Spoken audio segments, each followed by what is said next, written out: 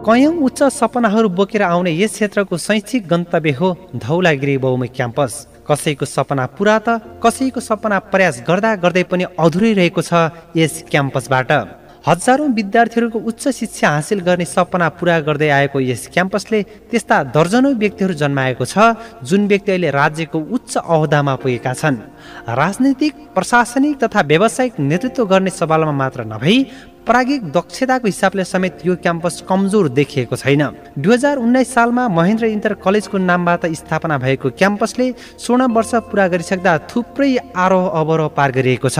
कहिले देशको परिस्थितिको कारण त कहिले आर्थिक कारणबाट सङ्कटमा गुज्रिने र फेरि तङ्ग्रिँदै यो गौरवमय क्याम्पस सानो मेहनतले पक्कै बनेको छैन। क्याम्पसको नाम महेन्द्र इन्टर कलेज महेन्द्र बहुमुखी क्याम्पस हुँदै धौलागिरी बहुमुखी क्याम्पस मात्र होइन, यसभित्रका अरू थुप्रै कुराहरू पनि परिवर्तन भएका छन्। समयको मागसँगै विद्यार्थीहरूको चाहना, अध्ययन शैली यावत कुराहरू पनि परिवर्तन भएका छन् र भइरहनेछन्। परिवर्तनका अरू पक्षहरू छोडेर अहिले हामी क्याम्पसको शैक्षिक गुणस्तरको मात्र कुरा गरौँ। यो क्याम्पस साबिक धौलागिरीको मात्र होइन, उच्च शिक्षामा प्रदेशकै उत्कृष्ट शैक्षिक गन्तव्य बन्दै गएको छ भन्नेमा हामी गर्व गर्दछौँ। खास गरी व्यवस्थापन संकायमा नेपालकै उत्कृष्ट 3 भित्र पर्न सफल यस क्याम्पस एमबिएस र बिबिए तर्फका विद्यार्थीहरूले यस वर्ष पनि गण्डकी प्रदेशमा सर्वोत्कृष्ट अङ्क ल्याउन सफल भएका छन्। हो, हामी यही संकाय अन्तर्गत बिबिए 4औं वर्षमा अध्ययन गर्ने विद्यार्थीहरू हौँ। हामीहरूको पनि यस्तै कल्पना, चाहना र यी रेकर्डलाई कायम गर्ने चुनौतीसँगै आफ्नो जीवनको समेत चुनौती हुने समयमा रहेका विद्यार्थीहरू हौँ। स्नातक तहको अन्तिम वर्ष भएकाले पनि पढाइको रापतापसँगै हामीले कक्षा कोठामा अध्ययन गरिरहेका विषय मात्र नभएर यसलाई व्यावहारिक रूपमा समेत अध्ययन गर्ने हुटुटी भइरहेको थियो। यसै सिलसिलामा बिबिए 4औं वर्षमा अध्ययन गर्ने साथीहरूले अध्ययन अनुसन्धानमूलक भ्रमण जाने छलफल गर्यौं। विभिन्न समय र चरणको छलफल र बसाइपछि निष्कर्ष निक्लियो कर्णालीको रारा र केही औद्योगिक क्षेत्रको अध्ययन भ्रमण गर्ने। निकै चुनौतीपूर्ण र महत्त्वकांक्षी सपनाहरू बोकेर कार्तिक 29 गतेदेखि 8 दिनका लागि यात्रा तय भयो। विद्यार्थीहरूको व्यक्तिगत आर्थिक व्यवस्थापनसँगै विभिन्न निकाय, व्यक्ति, क्याम्पस लगायतको सहयोगले तय भएको यात्राको नेतृत्व सुदीप सागर कण्डेलले गरेका थिए। यात्राको छलफलको प्रारम्भमा क्याम्पस प्रमुख, विभागीय प्राध्यापकहरू लगायतको जम्बो अभिभावक सहितको यात्रा हुने भने तापनि अन्तिम क्षणमा भने त्यस्तो हुन सकेन। उहाँहरूको आफ्नो व्यस्तताको कारण यात्रामा सहभागी हुन नसकेपछि उपप्राध्यापक दीपक प्रसाद कणेल र सूबी अध्यक्ष मनबहादुर थापा मनिष बाहेक अरू सबै सोही संकायमा अध्ययन गर्ने विद्यार्थीहरूको मात्र सहभागिता रहने भयो। कर्णालीको भूगोलको कारण पनि साना 3वटा गाडी लिएर जानुपर्ने बाध्यताका कारण जिम्मेवार व्यक्तिहरूको सहभागिता थोरै भएकोमा चुनौती थपिएको थियो। सहभागी 27 जना मध्ये अधिकांश छात्राहरूको सहभागिता भएकाले पनि 3वटा गाडीको नेतृत्व क्रमशः गुरु दीपक प्रसाद कणेल, सोभी अध्यक्ष मनिष थापा र भ्रमण संयोजक सुदीप सागर कणेलको रह्यो। यात्राको क्रममा आवश्यक सबै तयारी पूरा भएपछि सुरु हुन्छ हाम्रो यात्रा।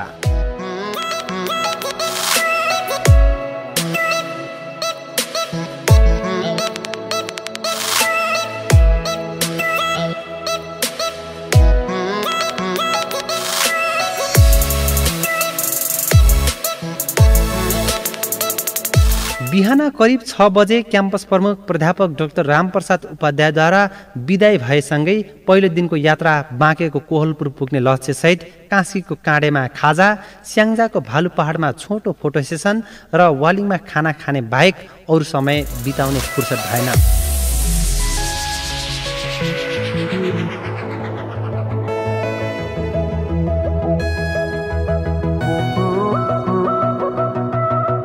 निकै लामो यात्रा गर्नुपर्ने र गाडीहरूको रफ्तार सबैको एकै किसिमको नहुने भएकाले पनि एउटै गाडीमा सबै सँगै भएर यात्रा गरे जस्तो कहाँ हुने रहेछ र।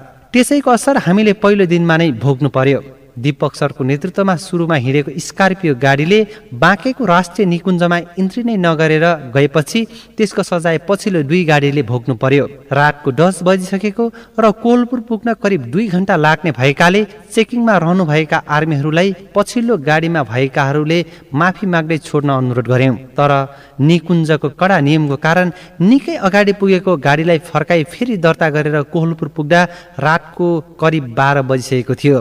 बस पार्कमै होटल बुक भएकाले सोचे जस्तो होटल व्यवस्थापन नभए पनि खाना खाएर जसोतसो सुत्ने काम भयो।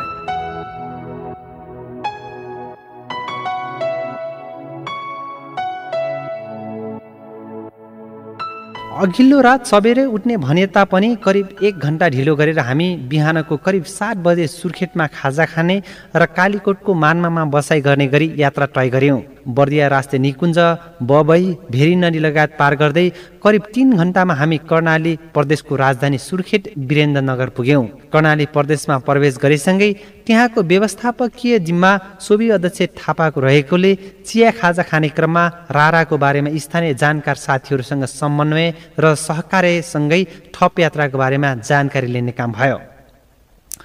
करिब 1 घण्टा त्यहाँको बसाएपछि हाम्रो यात्रा दैलेख हुँदै कालीकोटको मानमा पुग्ने लक्ष्यसहित अगाडि बढ्यो। तर बीच बाटोमा नै जुम्लाबाट सुर्खेत आउने बस बिग्रिएको कारण सबै गाडीहरू त्यहीँ अल्झिनु पर्यो।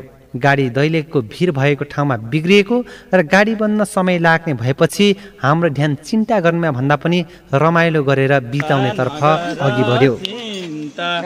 माया हो हाँसी खुसी बिताउला दिन त जाडेको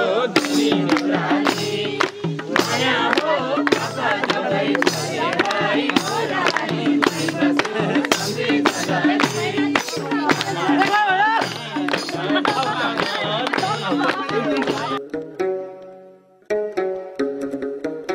झमक्क साँझ परेको र नयाँ ठाउँ भएकाले पनि मनमा व्यवस्थापकीय चुनौती उत्तिकै रहेको थियो।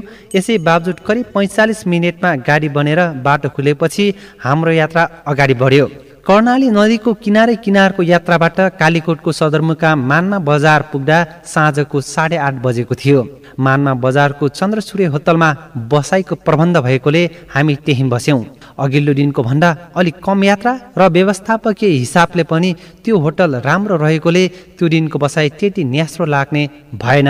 दोस्रो दिनको विश्राम समयमै भएकोले तेस्रो दिन हामी बिहान 5 बजे नै तयार भयौँ। अँध्यारो झिसमिसेमै होटलबाट चेकआउट भएपछि तेस्रो दिनको यात्रा कालीकोट र जुम्लाको सिमानामा रहेको नागमा बजारमा खाजा खाने, जुम्लाकै गोठीजिउलामा खाना खाने र हाम्रो यात्राको प्रमुख गन्तव्य रारा पुग्ने लक्ष्य तय भएको थियो। सोही अनुसार बिहानको 9 बजे हामी जुम्ला र कालीकोटको सिमानामा पर्ने नागमा बजारमा पुग्यौँ। सोही नागमा बजारबाट जुम्लाको सदरमुकाम खलङ्गा र मुलको रारा जाने बाटो छुटिँदो रहेछ।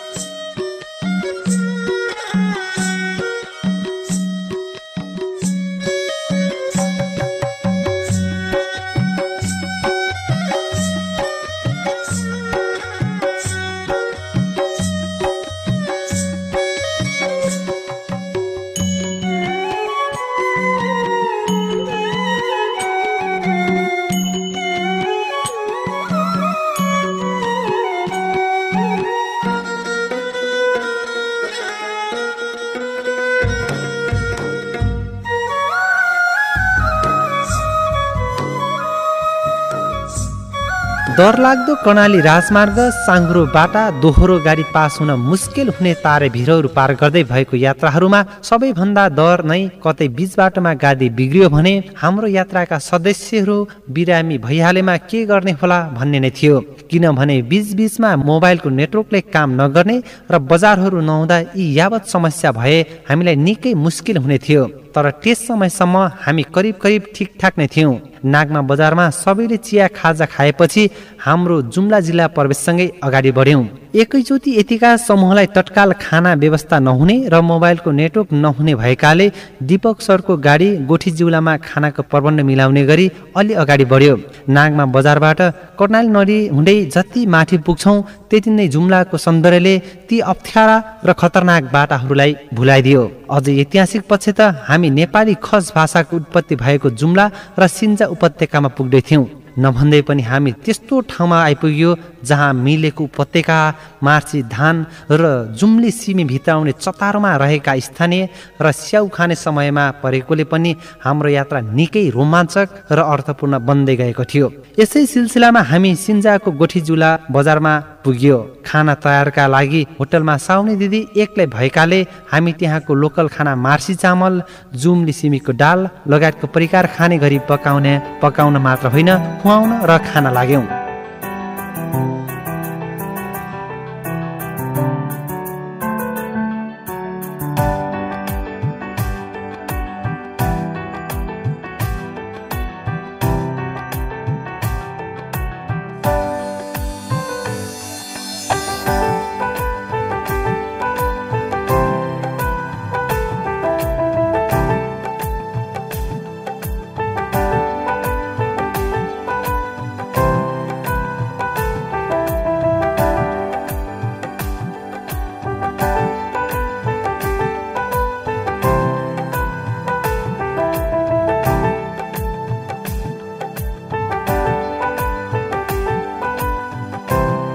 खाना खाएपछि हामी थप अगाडि बढ्यौं।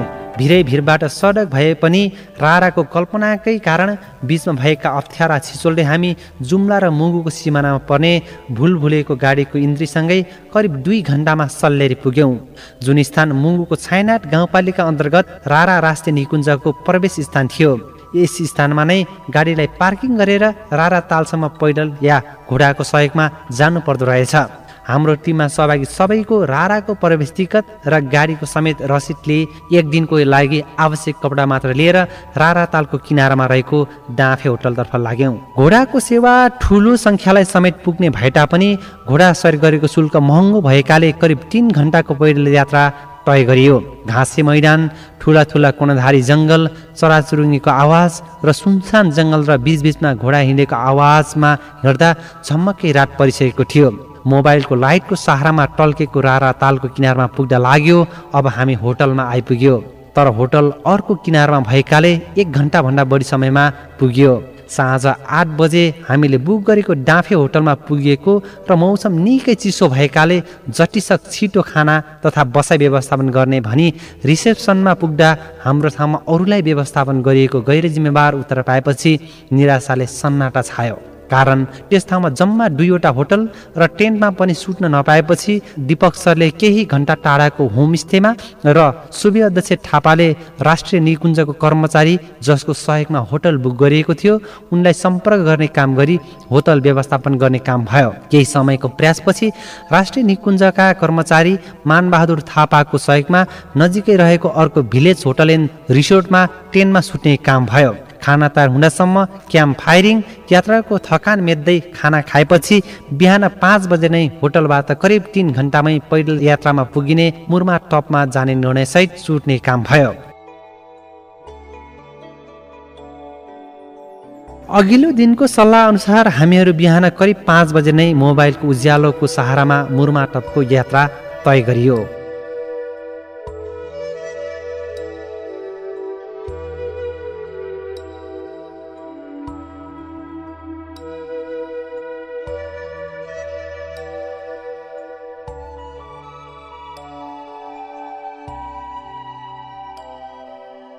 तीन घण्टाको उकालो चढ्नुपर्ने चुनौतीसँगै मनमा राराको पुरा दृश्यसँगै कर्णालीको करिब आधा दर्जन जिल्ला र हिमश्रृङ्खला देखिने भएकाले पनि उत्साह आएको थियो। हिँड्न सक्नेहरू अलि छिटो छिटो हिँडे पनि हिँड्न नसक्नेहरू थुप्रै ठाउँमा विश्राम गर्दै 2.5 घण्टाको बीचमा यात्राका सबै सदस्यहरू मुर्मातप पुग्यो, जहाँ रारा तालको पुरा दृश्य, कर्णालीको आधा दर्जन जिल्ला र हिमश्रृङ्खला देखिँदो रहेछ। जहाँ पुग्दा थकानसँगै भोक लागेको थियो, तर त्यहाँ चिया खाजा खाने कुनै घरहरू नभएकाले मुर्माटपमा रहेका रेडियो नेपालको टावर हेर्ने कर्मचारीलाई चिया र बिस्कुटको व्यवस्था गर्न भनी त्यस ठाउँको दृश्य लिन र रमाइलो गर्न लाग्यो।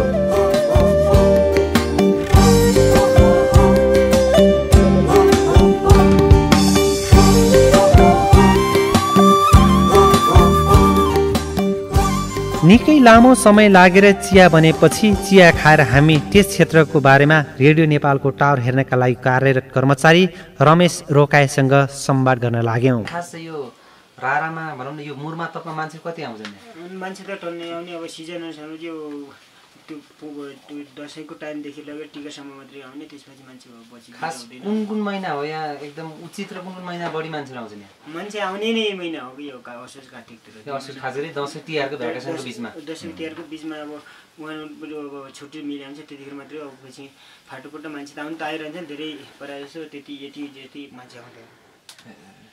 अनि यहाँ तपाईँले चाहिँ यो राराको हेर्नै पर्ने चिज अथवा यहाँ घुम्न पर्ने चिज के हो जस्तो लाग्छ तपाईँले? किन आउँछन् जस्तो लाग्छ तपाईँलाई?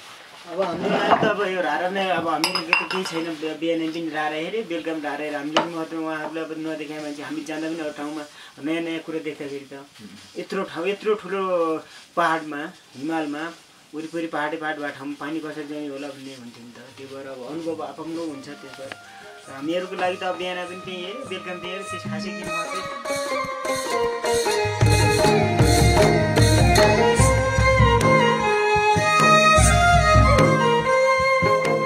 हामी संवाद गरिसक्दा केही साथीहरू भोकका कारण मुर्मा तपबाट रारातर्फ फर्किसकेका थिए। हामी केही साथीहरू भने मुर्मा तपसम्म घोडामा सवार गराउने मुर्मा गाउँका स्थानीयसँग गफिन थाल्यौँ। को नाम हो मुर्मा गाउँ भन्छन्। हजुर, मुर्मा गाउँ हो मेरो गाउँको नाम। हजुर, अनि अहिले हाम्रो यो छायानाथ रारा 9 नम्बर वडामा पर्छ यो। हजुर, अनि मेरो पेसा चाहिँ यही घोडा सवार गर्ने काम चाहिँ। कति वर्ष भयो हजुरले घोडा सवार गर्ने? मैले 3 वर्ष भयो। कति वर्ष हुनुभयो अहिले? म अहिले भएँ 28 वर्ष। 28 वर्ष हुनुभयो। हजुर। अनि यो घोडा सवारहरू यो आफन्त व्यक्तिगत हो कि? यो आफ्नो व्यक्तिगत हो सर। व्यक्तिगत हो। अनि यो चलाउने बेलामा आफन्त चलाउनुहुन्छ कि समूहबाट गाडी चलाएपछि कसरी चलाउनुहुन्छ? होइन, त्यो आफ्नै हजुरले अब मेरो घोडा चुइज, अब जस्तै तपाईँलाई जुन घोडा मन पर्यो नि त्यो घोडा चढ्ने हो, जसको मन पर्यो त्यसको हो समूहद्वारा। जस तपाईँहरूमा त्यो सबैको पालो गर्ने भन्ने छैन? छैन, अब पहिला पालो गरेको थियो। अब सिस्टम धेरै घोडा भएपछि कसैले टिर्छ कसैले टिर्दैन, नटिरेपछि अब त्यतिकै छाडा भइरहेछ। कति चाहिँ त्यहाँ रारामा घोडा याद छ? 200 जति छ। 200 जति छ। कति पर्छ एउटा एभरेज यो घोडाको? अब कम्तीमा 50,000 देखि 5 लाखसम्म पर्छ। 50,000 देखि 5 लाखसम्म पर्छ एउटा घोडाको। यो तपाईँ कतिको? यो मेरो 3 लाखको। 3 लाख। त्यहाँ डाँफे होटलदेखि यतासम्म ल्याएको हामीले 2500 लिन्थ्यौँ। अब कति छ बाहिरको? अब बाहिरकोलाई त यहाँसम्म आएको त 5000 पर्ने छ। बाहिरकोलाई 5000? त्यो रारा तालदेखि यहाँसम्म आएको 5000। यहाँ चाहिँ बढी कताको मान्छे आउँछन्? बडाको बढी मान्छे त अब जनसङ्ख्या बढी भयो, काठमाडौँ नै हो सर। अब त्यही काठमाडौँ।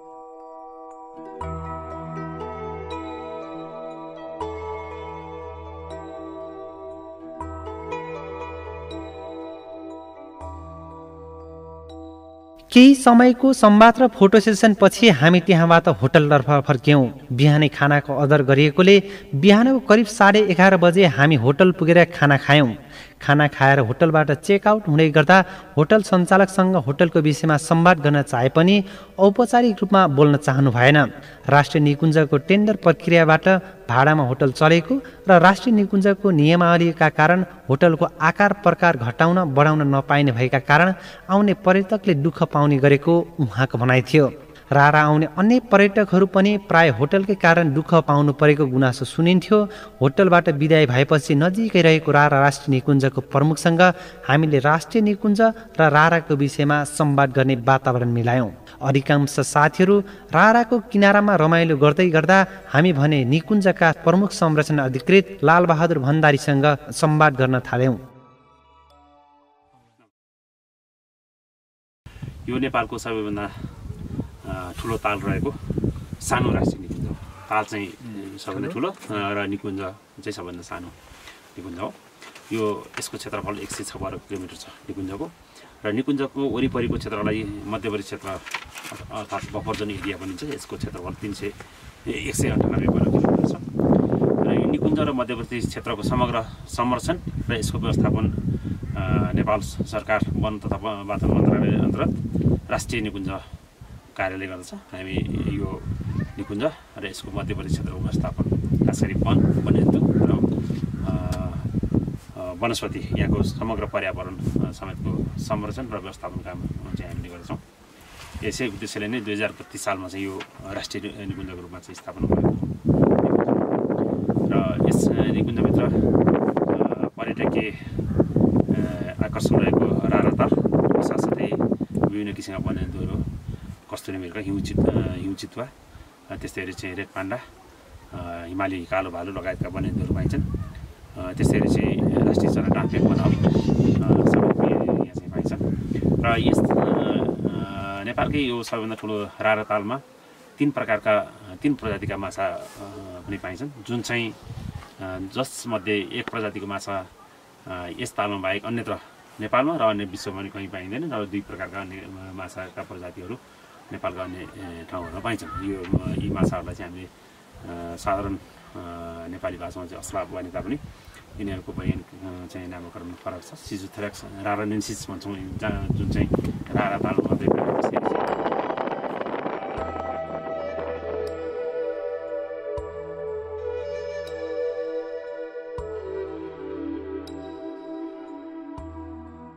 उहाँसँग संवाद सकिएपछि भ्रमणमा सहभागी सबैले तालको किनारामा सामूहिक तस्बिर लिएर केही साथीहरूसँग अनुभव लिने काम गर्यौँ। धेरै राम्रो लाग्यो है। हामी हिजो बेलुका 7-8 बजीतिर आएको थियो। बिहानै उठेर हामी माथि के भन्छ मुलमा टपमा गएर बिहान 5:30 बजी गएर 2.5 घन्टाको पैदल यात्रा उकालो पुगेर त्यहाँबाट सब यो राराको पूर्ण सबै भ्यूहरू हेरियो। अनि हामी फर्केर कति 10-10:30 तिर आइयो है। त्यसरी खाना खाएर यो हाम्रो अब टुर आएको गुरुको फोटो खिचेर हामी फर्कँदैछौँ। र हामी धौलागिरी बहुमुखी क्याम्पस BBS 4औं वर्षबाट रिसर्च अनुसन्धानमूलक भ्रमण स्वरूप हामी 27 जना विद्यार्थीहरू साथसाथै विद्यार्थी सहित हाम्रो धौलागिरी बहुमुखी क्याम्पस सोभि सभापति र उपप्राध्यापक दिपप्रसाद कणेल सहित 3वटा गाडी लिएर हामी यही 29 गते बागलुङबाट लागेका थियौँ र तीनौं दिनको तेस्रो दिन बेलुकी हामी यस रारा राष्ट्रिय निकुञ्ज अन्तर्गत रारा तालमा आएर बस्यौँ बेलुकी र हामी हिजो बिहान उठेर मुरमा टप गएर फर्किएर रारा तालको चाहिँ नजिकैको रिसोर्टमा हामी खाना खाएर भर्खर चाहिँ हामी रिटर्न हुँदैछौँ।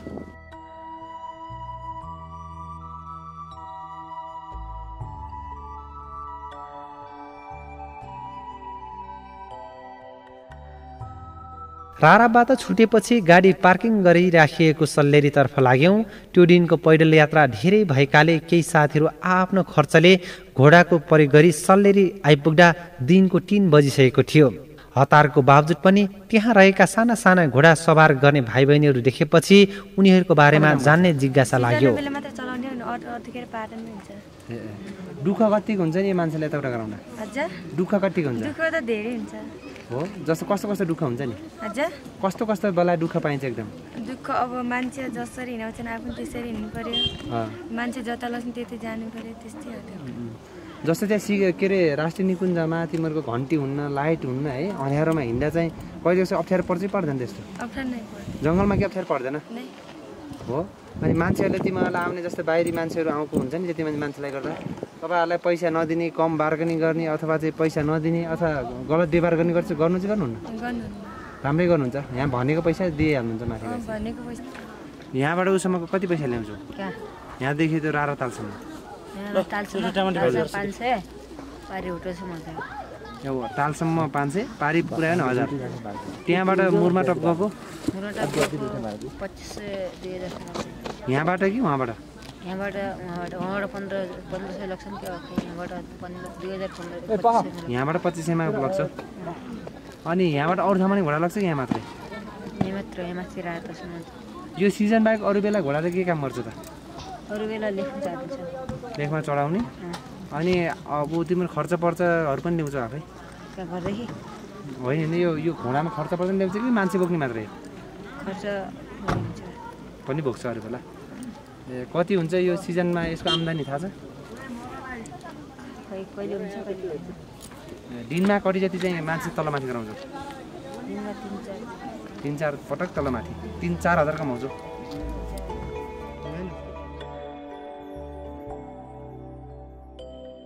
त्यो दिनको बसाई जुम्लाको सदरमुकाम खलङ्गा पुग्ने भए तापनि यात्राको 2 घण्टामा नै सुदीप सागर कण्डेलहरू चढेको गाडीमा समस्या आएर मर्मत गर्दा हाम्रो यात्रा जुम्लाको गोठी जिउलामा नै सीमित रह्यो। टेलिफोनमा समस्या भइरहने र एक अर्को गाडीमा सम्पर्क तुट्दा निकै समस्या भइरहेकोले रातको 8:30 बजे हाम्रो सम्पूर्ण गाडीहरू त्यहीँ आएर बाज बस्ने प्रबन्ध गरियो। अस्थायी रूपमा मर्मत गरिएको गाडीको समस्याको समाधान जुम्लाको सदरमुकाम खलङ्गा बजारमा पुगेर मात्र हुने भएकाले हामी यात्राको 5औं दिन बिहान 7 बजे खलङ्गाको यात्रा तय गर्यौं। कालीकोटको नागमाबाट खलङ्गा पुगी फेरि नागमा नै फर्केर आउनुपर्ने अर्को समस्याको बावजुद दिउँसो करिब 12:30 बजे मात्र खलङ्गा बजार पुग्यौं। सोचे भन्दा शहरीकरण व्यवस्थित र उपत्यका भएको खलङ्गा बजारमा गाडी मर्मत गर्ने र खाजा खाने काम भएपछि हाम्रो यात्रा कालीकोटको मानमादेखि केही नजिक पुग्दा फेरि डिपक्सर चढेको गाडीमा समस्या आयो। 1 घण्टाको मेहनतपछि गाडीको समस्या समाधान पार गर्दै दैलेको खिड्की जिउला पुग्ने लाग्दा फेरि सुदीपसागर चढेको गाडीको पत्ता भाँचियो। फोन नलाग्ने समस्याको बावजुद अस्थायी उपाय निकालेर खिड्की जिउलासम्म गाडी लिएर भोलि बिहान कालीकोटबाट मिस्त्री आउने सल्लाह अनुसार हामी सोही ठाउँमा नै जसोतसो बसाइको प्रबन्ध गर्यौं। यात्राको 6औं दिन बिहानै उठेर हामी गाडी मर्मतका लागि मिस्त्रीलाई बोलाएर गाडी मर्मत गर्दा बिहानको 11 बजिसकेको थियो। हाम्रो यात्रा नेपालगञ्जसम्मको भएकाले गाडी मर्मत पश्चात खाना खाएर हिँड्दा 12 बजेको थियो। दैलेखको ढुङ्गेश्वरबाट गुरासेको बाटो हुँदै सुर्खेतको बाटो लाग्यो।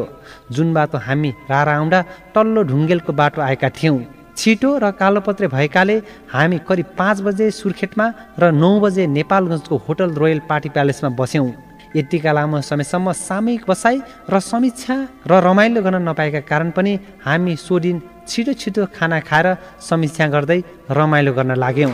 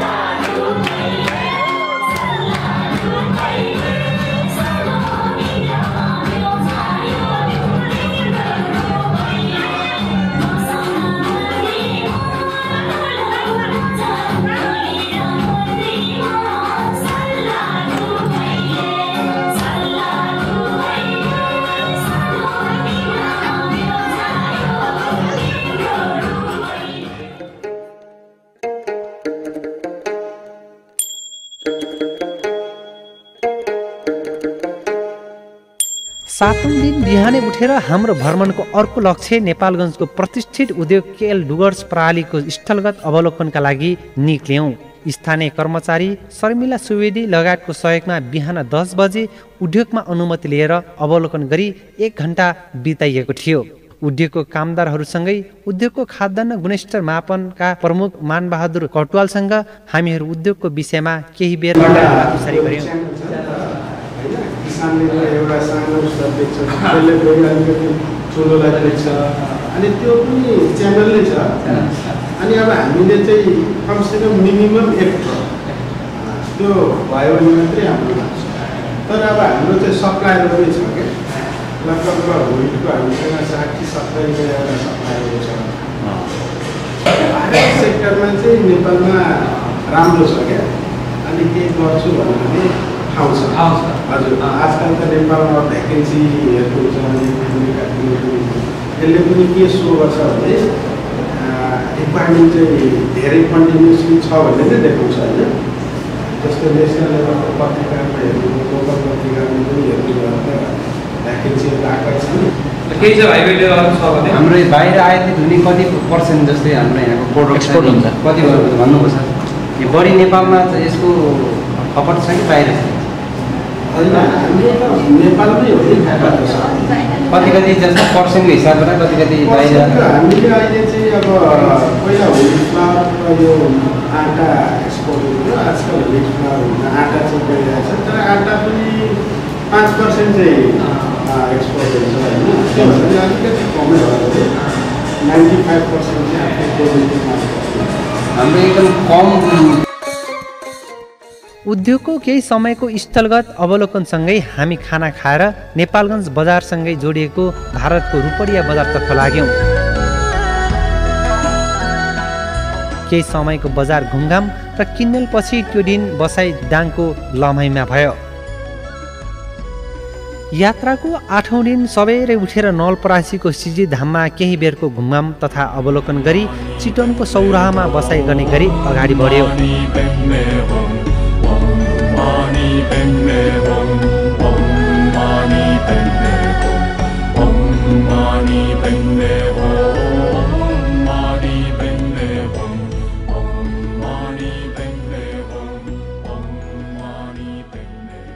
करिब 5 बजे सौराहा पुगेपछि बसाई व्यवस्थापनसँगै थारू समुदायको कल्चरल कार्यक्रम त्यो दिनको विशेष रह्यो।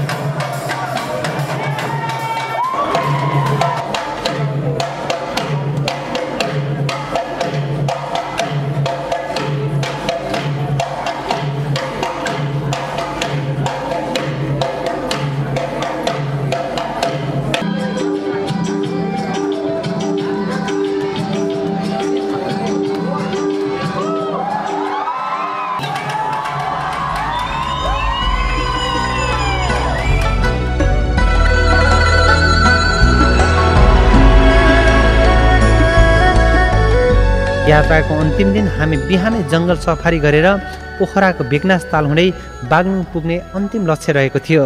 सोही अनुसार सौराहामा जङ्गल सफारी गरेर हामी पोखराको बेगनास तालतर्फ लाग्यौँ। रारामा पुगेर बोटिङ गर्न नपाएकोमा साथीहरू बेगनास तालमा भए पनि रमाइलो गरेर हामी त्यहाँबाट बागलुङतर्फ हुइक्यौँ। छुट्ने दिन नरमाइलो भए पनि गाडीमा निकै रमाइलो गर्दै साँझको करिब 9 बजे बागलुङ बजारमा आइपुगेर अर्को दिन क्याम्पसमा भेट्ने बाचासहित छुट्यौँ। यसरी 9 दिनको स्मरणयोग्य अनुसन्धानमूलक भ्रमणले हामीलाई धेरै कुराको सिकाइ गराएको छ। हामीले सुनेको कर्णाली, हामीले सुनेको रारा, राज्यले सुरु गरिरहेको भ्रमण वर्ष 2020 र हाम्रो अध्ययन पद्धतिको विषयमा चिन्तन गर्ने मौका दिएको छ। वास्तवमा हाम्रो अध्ययन भ्रमणको उद्देश्य पनि यही थियो। भ्रमणका लागि मात्र नभएर सिकेका कुरालाई प्रतिवेदनको रूपमा साथीहरूलाई देखाउने हाम्रो यहाँहरूसँग बाचा भएकाले गरिएको यो एउटा प्रयास हो। हामीले गरेको प्रयास अपुरा भए पनि यसले क्याम्पसको अध्ययन अनुसन्धानको विषयमा थप सहयोग गर्नेछ भन्नेमा भने हामी विश्वस्त रहेका छौँ। हामीले यस सामग्रीमा यात्रा डकुमेन्ट्री बनायौँ। सिकेका र यात्रामा भएका सम्पूर्ण कुराहरूलाई यो डकुमेन्ट्रीमा प्रस्तुत गर्न सम्भव भएन। त्यसैले अनुसन्धानात्मक विषयलाई प्रस्तुत गर्ने गरी हामीले कर्णालीकी अप्सरा रारा भन्ने अध्ययन सामग्री सँगसँगै प्रकाशन गरेका छौँ। अन्त्यमा हामीले कल्पना गरेको रारा वास्तवमै कर्णालीको मात्र नभएर देशकै अप्सरा रहेछ, तर पनि राज्यले त्यो क्षेत्रलाई पर्याप्त ध्यान पुर्याउन नसकेको देखिन्छ। रारा भ्रमण वर्ष, नेपाल भ्रमण वर्ष भनेर अनेक नाम दिए तापनि कर्णाली र रारालाई यो नाराले छोएको देखिँदैन। बिना तयारीको भ्रमण वर्ष र राज्यको लगानी कर्णालीमा कस्तो रहेछ भन्ने हामी त्यहाँ पुगेपछि अनुभूति गर्न सक्यौँ। अनि क्याम्पसमा भइरहेको यस्ता खाले अध्ययन भ्रमण विद्यार्थीहरूका लागि अति उपयोगी देखिन्छ। यस्ता विषयलाई सहभागी विद्यार्थीहरूले मात्र नभई क्याम्पसले अझै व्यवस्थित गरी आफ्नो सम्पत्तिको रूपमा विकास गर्न जरुरी देखिएको छ।